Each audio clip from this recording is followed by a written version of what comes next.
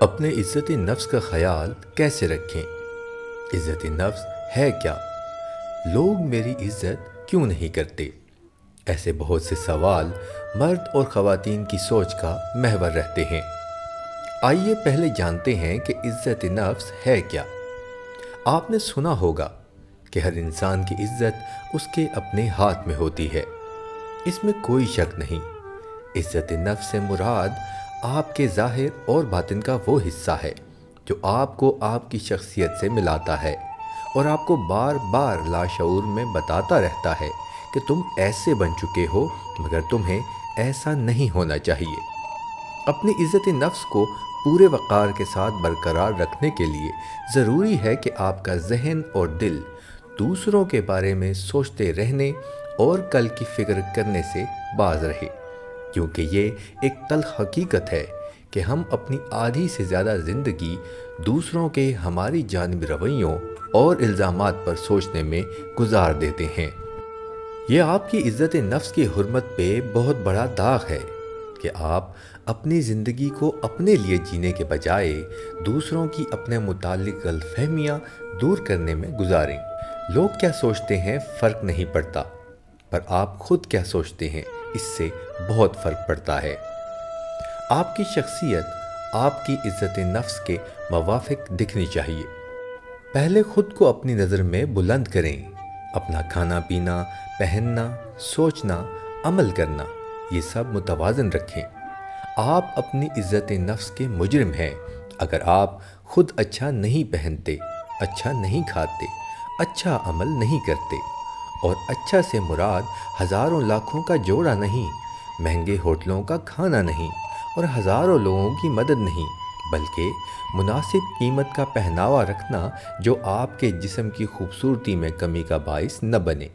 جسم کی بنیادی ضرورت کے مطابق خوراک کھانا جس سے آپ کے جسم کی خوبصورتی میں کمی واقع نہ ہو، اور پیار سے کسی لاوارث کے سر پہ محض ہاتھ رکھ دینا جس سے آپ کے کردار پہ کوئی حرف نہ آئے۔ عزت نفس کی حفاظت کے لیے ضروری نہیں کہ آپ سوچتے رہیں کہ لوگوں سے کیسے عزت کروائی جائے، بلکہ ضروری یہ ہے کہ آپ خود اپنی ذات سے اپنی عزت کو پامال ہونے سے بچائیں۔ آپ کے گرد و نواح کا ماحول آپ کو منفی سوچوں میں ڈبو دیتا ہے، مگر ان سوچوں سے نکل کر مثبت خیالی کو اپنانا ہی عزت نفس کی حفاظت کہلاتا ہے۔ جو کل ہوا وہ ہو چکا، جو کل ہوگا وہ ہو کے رہے گا، مگر آپ کے ہاتھ میں صرف آج ہے۔ اسے کل اور کل کی فکر چھوڑ کر کھل کر جینا ہی عزت نفس کی حفاظت کہلاتا ہے۔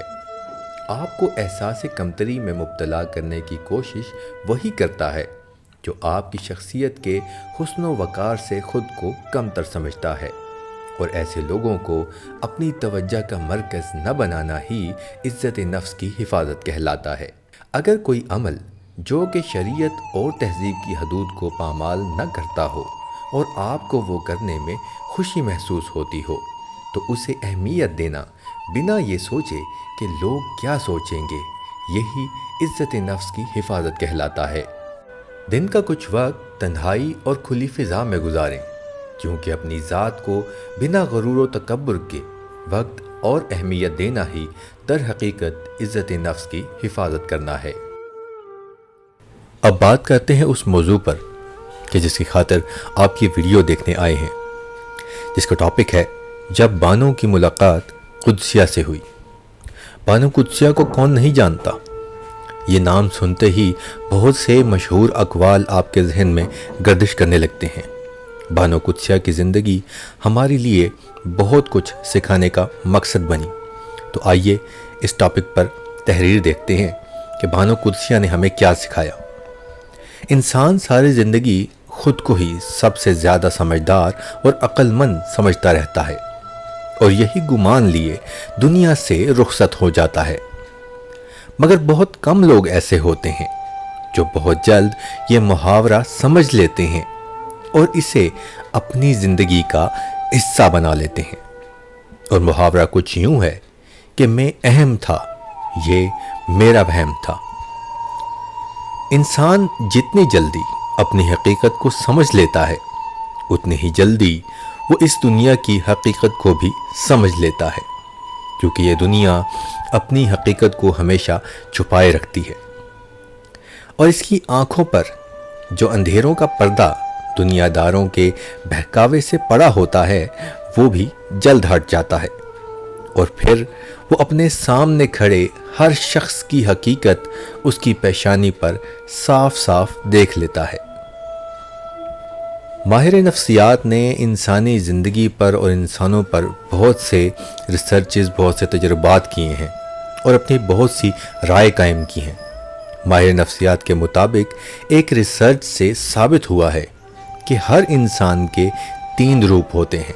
जी हाँ, हर इंसान के 3 रूप होते हैं।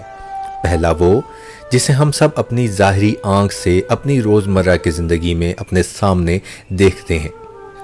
दूसरा वो जो इंसान की सोच की अक्कासी करता है और इस रूप को लोग तब तक नहीं देख पाते जब तक वो इस इंसान से धोखा ना खा लें, उसके फरेब के झांसे में ना आ जाएं।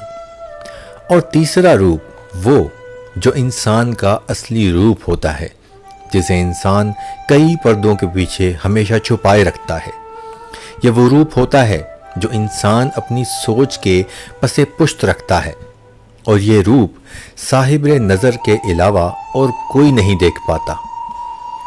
बानो कुद्सिया बज़ाहिर एक नाम है, मगर दर हकीकत बानो कुद्सिया के इस नाम को इतनी मकबूलियत तब हासिल हुई जब बानो की मुलाकात अपने इस हकीकी रूप से हुई जिसे हम कुद्सिया के नाम से जानते हैं। ये नाम बहुत मशहूर है, हम सब जानते हैं। बानो कुद्सिया कोई आम नाम नहीं, मगर इस नाम की हकीकत बानो कुद्सिया को खुद कब मालूम हुई? आइए इसके बारे में मज़ीद तहरीर पढ़ते हैं। कुद्सिया ने अपने इस तीसरे रूप को अपने अल्फाज के रूप में धार कर दुनिया के सामने रख दिया, क्योंकि वो इसकी हकीकत को समझ गई थी।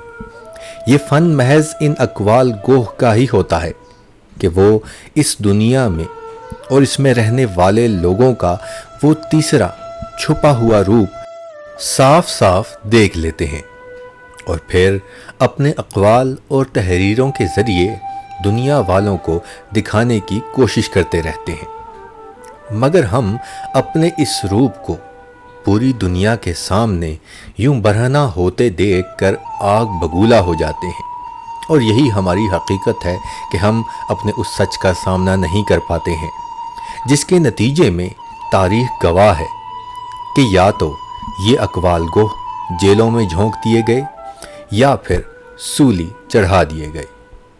आपको हमारी वीडियोस, हमारी तहरीरें पसंद आती हों तो प्लीज़ चैनल को ज़रूर सब्सक्राइब कीजिए, वीडियो को लाइक कीजिए और इसे आगे शेयर भी किया कीजिए।